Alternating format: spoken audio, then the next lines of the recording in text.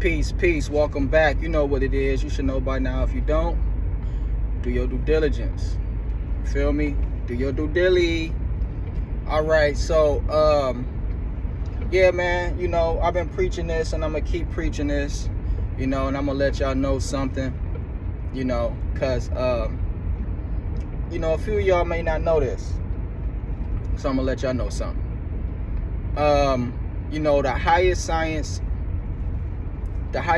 known to man that's ever been revealed was in ancient Egypt. You know, not nowhere else.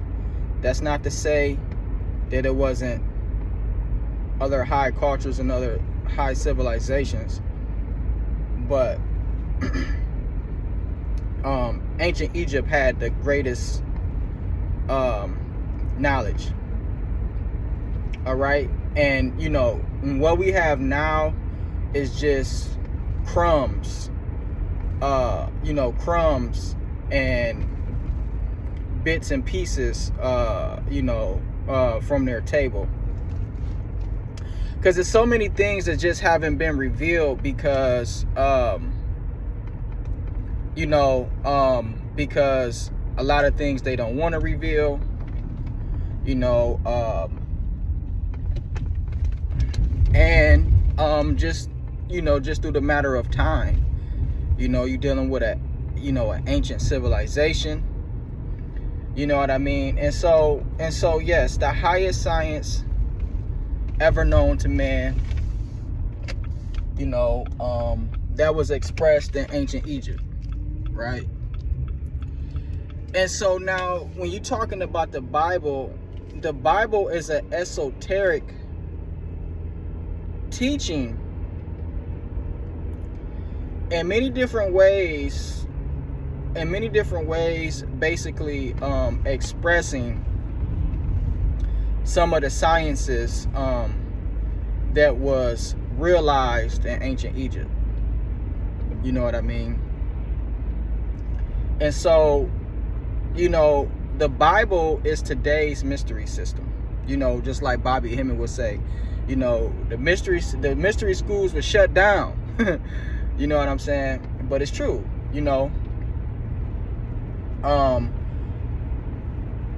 You know, so the Bible is today's mystery system. The Bible is today's ancient Egypt. That's today's mythology. All right. And, you know, and I talk about this a lot, and I tell you about how, you know, a group of people came along and not only wanted to, but did literalize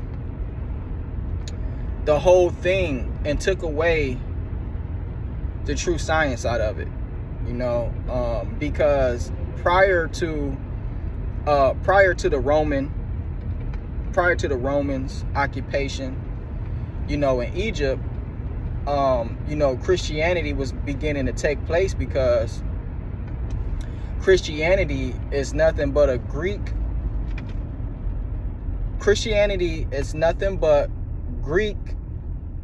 Egyptianism.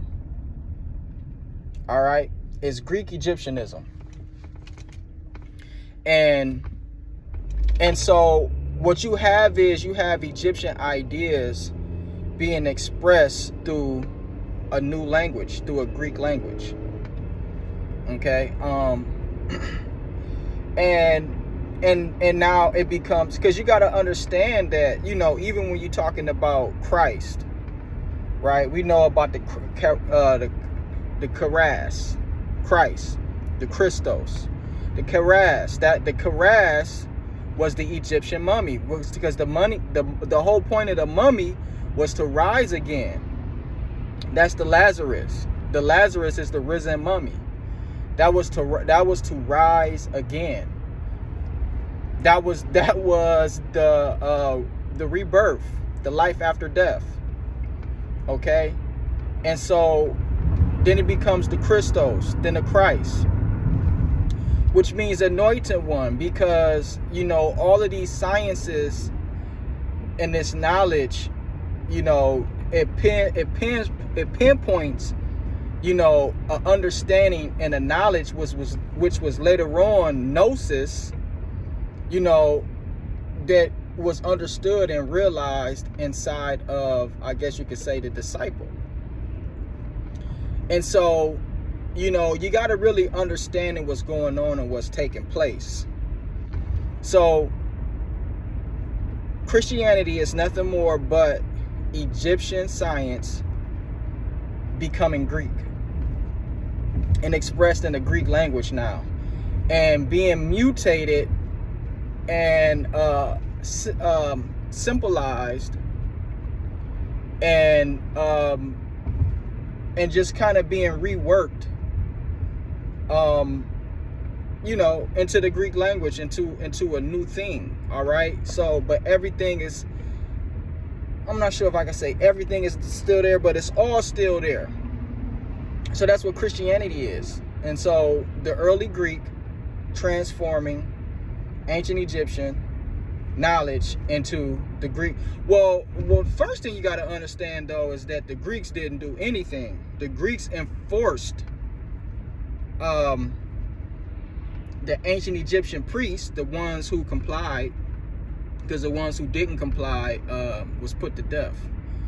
But the ancient Egyptian priests, you know, they was forced, you know, to begin to start putting this knowledge and information in Greek. Because you got to understand, when the Greeks came in and they ruled over Egypt, they didn't have any writing system. They had a language, but they didn't have a writing system. But you know, the ancient Egyptians were the geniuses of the world at that particular time. So they created a written script for their language, okay, which becomes the Coptic script, or what you could say is ancient Greek. And so yeah, so they've enforced the hand, and an example of this will be the Serapis deity, which was later formed into Christ, to Jesus Christ, right? So the Serapis deity was formed into Jesus Christ, okay? But you know, Serapis, he was a composite of two different Egyptian deities, which was Osiris and I believe Apis, something along that nature. So, you know, he was a composite of two different Egyptian deities made into one in the image of a European or a Greek, right, named Serapis. And this Serapis later on turned into Jesus. All right, later on turned into Jesus, and the name of Jesus actually comes from Zeus and Jupiter. Okay, a lot of people want to associate it with Yahshua, right? Yahshua, but anybody who's smart really know that that's not true, because Yahshua is really Joshua. All right, so they, you know, they want to say it's Yahshua, you know, and all of this other stuff, but you know, what people don't really understand, and this is people that really don't study, people don't really know that the Hebrew, or what you call in the Old Testament, is super separate from what you know as the New Testament. Okay, now the stories were known. Okay, the stories was known, and that's why they build on top of it, because you don't see, I pointed this out before. I pointed out how the two different schools of thought did not get along. The Greeks, they didn't like the Hebrews, the ancient Hebrews, the writers of the Old Testament. They didn't like them. They had two different schools of thought and two different belief systems. It was very separate. But it was the people who came to literalize the whole doctrine who mashed it into one thing. You know, they didn't give a shit. They said, fuck it, we'll take both of them and we'll put them together. You know what I mean? But so the whole New Testament was to outdo the Old Testament. You know what I mean? So really that's what it's about, if you really know and understand and really know what's going on and really studied this stuff. You know what I mean? Like, they didn't get along. And so, you know, it's very crazy that both of those books are put together. But like I said, the New Testament was to outdo the Old Testament. All right, that was them saying that we have the highest knowledge, we have the greatest science. You know what I'm saying? So it was them saying we outdid y'all. It's our time now. Take the back seat. And this is why to this day you guys don't understand why a lot of people into Judaism don't recognize Christ, because they know the history, obviously, but a lot of you all don't. You know, they know the history, but a lot of you all don't. So, you know, that's why they don't acknowledge him, because they really know what's going on. And the first thing that I recognized when I started studying Judaism, right, because I was thrusted into Judaism through the interest of the Sefer Yetzirah. I heard about the Zohar and I heard about Kabbalah, right? And I read the Kemetic Tree of Life, which was basically Muta Ashby basically saying that this stuff, he was basically saying that the Sephiroth was taken from ancient Egypt.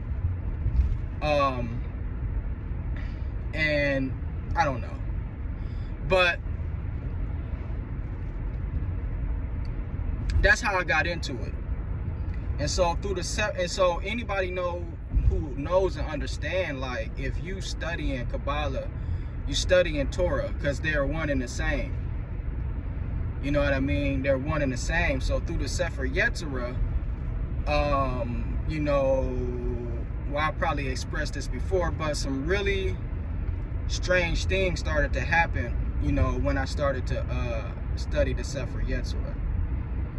And so basically what happened was something intimate took place. And, you know, I'm gonna just leave it there. So I kind of been studying it ever since. So but it's two different things. It's two different things, and it's a lot of open lies being told to keep one whole lie together. You know what I mean? And that's something that you're gonna know and that you're gonna understand, you know, if you really did any study into these things. And so now we know what Christ is. Christ is a representation of a science that was realized in ancient Egypt. So we got that. And we got, so, because you got to understand, this is the fact that I went over doing all this talking, was the Greeks, when they came in, okay, so the Christianity started with the Greeks. Christianity started with the Greeks. You got to understand that the Old Testament is not Christianity. The Old Testament is not Christianity. You know, that's Judaism. I don't know really what you could call it. And, you know, and that's why, you know, I kind of can rock with Judaism, because it's, you know, we'll get into that later. So Christianity starts with the Greeks coming into Egypt and taking the ancient Egyptian and taking that science and now putting it into a Greek language. So now this is where you get the Coptic and the Gnostic. This is where you get the Gnostic tradition. Well, the Gnostic tradition is Christianity, but it's a Christianity that you never heard or thought of before, because it's Christianity without the influence of the Roman Catholic Church. It was Christianity in its purest form before it was literalized. Okay, so if you read what's left of the Gnostic scriptures, you will realize that it's esoteric. It's not meant to be taken literally. You know, they're telling you You know, they're given, I believe, what's called a cosmology on how everything came to be. You know what I'm saying? It's like, you know, every doctrine, every mythology has a cosmology. Even today we have a cosmology. You know what I'm saying? In a roundabout way, you can call it the Big Bang. This is their way of explaining how everything came into be, or how everything came into be. Well, in ancient times, you know, in ancient Egypt, they had different stories on how they explain how everything came into be. You know, you got the, I believe it's called the Shabaka stone. You know, you got what Muta Ashby is talked about in the Tree of Life, was in the city of the city of I want to say Annie for some reason. In later times it was called a city of On, but that comes out of the Bible. What is that city name? I want to say Heliopolis. Maybe it's Heliopolis, you know what I'm saying? But yeah, and you know, and that's you know, Ra, and you know, then you got the different deities that manifest from Ra, and it's a cosmology all the way down to Heru. You know what I mean? And this is what Muta Ashby was trying to associate with the Sephiroth. You know, basically saying that it's a resemblance between the two.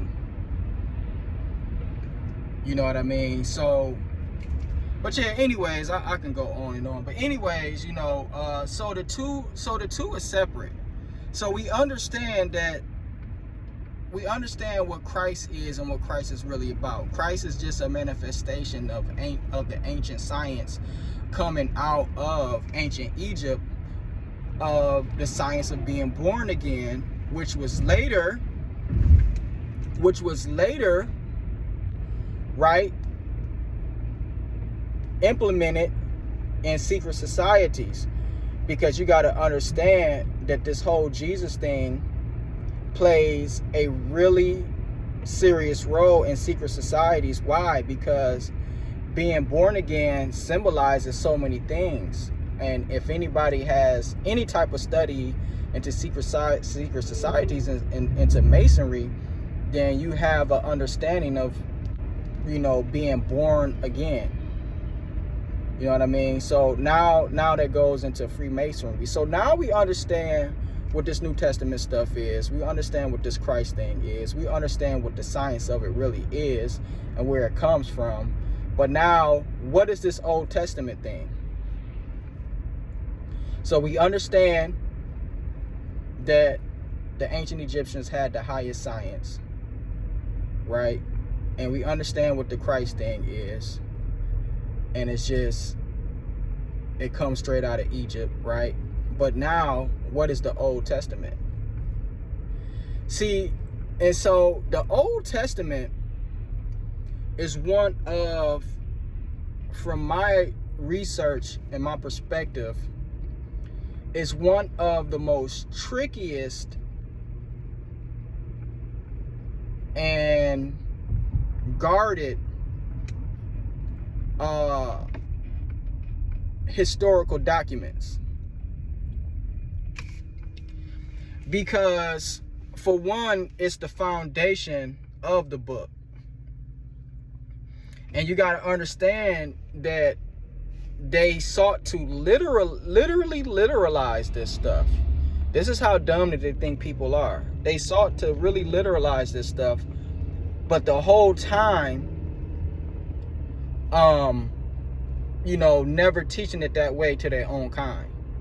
You know, and this is the first thing that I realized when I started studying Judaism, is that most Judaism circles that I've came into contact with, as far as just through information and online and things of that nature, is that they don't take it literally. And that's how knowing everything that I know and through all the history, they don't take it literally. You know what I mean? And that was a big wake-up call for me, you know. And then as I see what's going on in the black community, and then we wonder why, or the so-called black community, then we wonder why we so behind the 8 ball, so to speak, is because, you know, we haven't even got to the point as a whole group of people to even say that, you know, we know that this isn't real, this is a story, but, you know, we use this to get the wisdom, you know, that was passed down through the ages, but we not literally believing in this stuff like we stupid. You know what I mean? So that was the first thing that I noticed, is that they don't take this stuff literally. And so everything changes. You know what I'm saying? So everything changes when you see them bashing a certain group of people or whatever. But first thing you gotta know is that it's not real anyways. And so I talked about this before, like when the Bible speaks about Egypt, it doesn't mean Egypt literally. Esoterically, it actually means something different. You know, it symbolizes something. You know what I mean? So you gotta understand that biblical works these days is the new mystery system. And, you know, that's our days and time, ancient knowledge and ancient tradition, because you got to understand that whatever you can get from the ancient sciences, as far as like the Sumerians and the ancient Egyptians, whatever you can get from that, you can get from it. But you got to understand that you only gonna get so much because it's so old, far as like really getting science. You know what I mean? Because, you know, it's so old. You know, this stuff is older, especially ancient Egyptian, especially ancient Egypt. It's way older than what they telling us it is. And Swallow de Lopez talked about that with the Sphinx. Then it was later on talked about the water erosion of the Sphinx. Then you got Robert Bauval speaking about the constellation of Leo in the Sphinx. So he's saying the Sphinx is at least 10,000 years old. All right, because it was built. It was built to be in conjunct with the constellation of Leo, right? And Swallow de Lopez talks about the water erosion on the side. So, and so, you know, I guess that's just a little, you know, a little bit of information just to get your mouth watering and to look into this stuff and to see what's really going on. Yeah, man, so, you know, we living in a day of time where people want to bash ancient Egypt. People want to demonize it. People want to put it in the backseat. People want to do a lot of things, but the real truth of the matter is, you know, it was a time when the ancient Egyptians ruled the world. And they just didn't rule the world through an iron fist, so to speak. No, they ruled the world through intellectual ability. You know, they was a high civilization with high knowledge and high technology, you know, for that day and time. And, you know, and for all we know it, through many days, many cycles under the sun, you know, many different civilizations came and went. You understand what I'm saying? But these days and times, the Bible is the mystery school. You know, and that's why I sought out to really see what was going on in these books. I mean, yeah, in these books. And what's really going on, because, you know, you got to understand, you know, I was raised on this stuff. You know, we went to church, not every Sunday, but we went to church a hell of a lot, you know. And you got to understand, and most of y'all know, some of y'all grown-ups even still into this stuff, a lot of that shit never made no sense to you, because we was handed the slave version, you know, of the doctrine, of the information, of the science. You know what I mean? So, and just like I just finished the first book of the Zohar, right? Just finished the first book, so I'm gonna get into the second book. And one thing I started to notice, I was thinking, I was just looking. First, I was looking at the story of the Tower of Babel. So, you know, so humanity basically, they built this tower, you know, to the sky, but it was too. But they said Yahweh,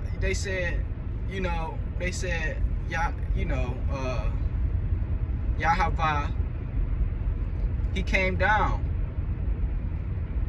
to see the tower, but that was what the tower was built for. You know what I mean? But they did something wrong. They sinned. So then you got Adam, and so Adam was created, and then he was given this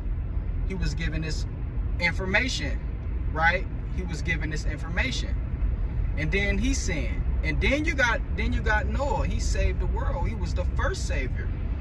You know what I'm saying? And you know, it's a lot of correlations between Noah and Jesus, right? So Noah was the first savior of humanity, right? Esoterically in the Bible, he was the first savior of humanity.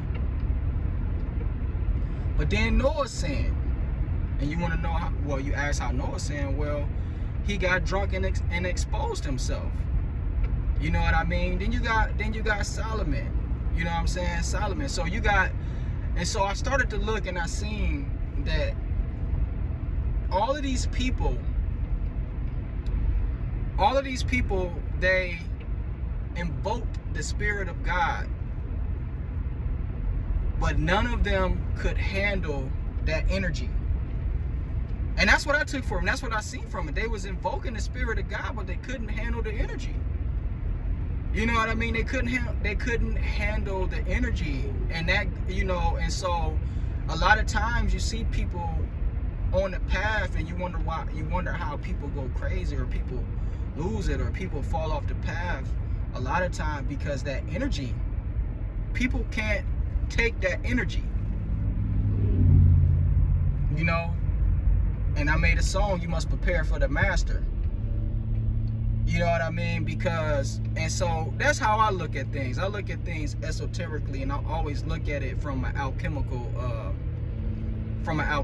point of view. So they was invoking the Spirit of God. But when they got that Spirit of God, they couldn't handle it. They couldn't continue to stay righteous with the Spirit of God. So, you know, you got to stay righteous out here. You know, even you know, I made a video the other day speaking about some kind of I guess you could say known topics and things that I was seeing taking place out here and whatnot. But I took it down because I didn't like the way that I was saying certain things and the way that I was expressing myself, and I really realized that I was making an error, so that's why I took it down. But, you know, I was saying that I don't think it was right. Just because you see somebody do something that's not cool online or treating people a certain way, you know, that doesn't mean that they should just get thrown under the jail. I mean, I just want to say, you know, we should obviously make sure that they actually committed a crime. You know what I mean? It shouldn't appear that they're a bad person. It shouldn't appear that they committed a crime. We should know for sure that they committed a crime, especially us as you know, especially as our people. You know, we know what we've been through, we know what we're going through, and we got to be on this stuff. We just can't let them come and just throw us up under the jail, bruh. Like, you know, at some point, you know, we're gonna have to stick together. You know what I'm saying? And move as a unit. So, and you know, that's what they don't want. And you know, and it's, you know, it's even dangerous just for a so-called black man to even talk like that. You know what I mean? And so, and yeah, so, you know, in the Zohar it talks about being righteous. and understanding that, you know, the presence of God, you know, is always with you. And you know, and basically, you know, you can't invoke the presence of God and then go do something unrighteous. You know what I'm saying? You are going to be you're going to get punished for that.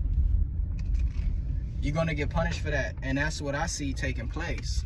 You know what I mean? So, you know, everybody's not prepared for that energy. You know, and a lot of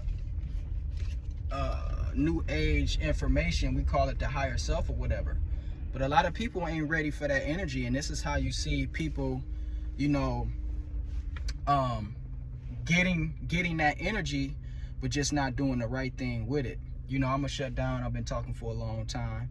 You know, I appreciate y'all time. I appreciate y'all, you know, rocking with me. You know, I appreciate y'all you know, coming to the channel and commenting and liking the videos and all of that stuff, man. I really appreciate that. I like the dialogue.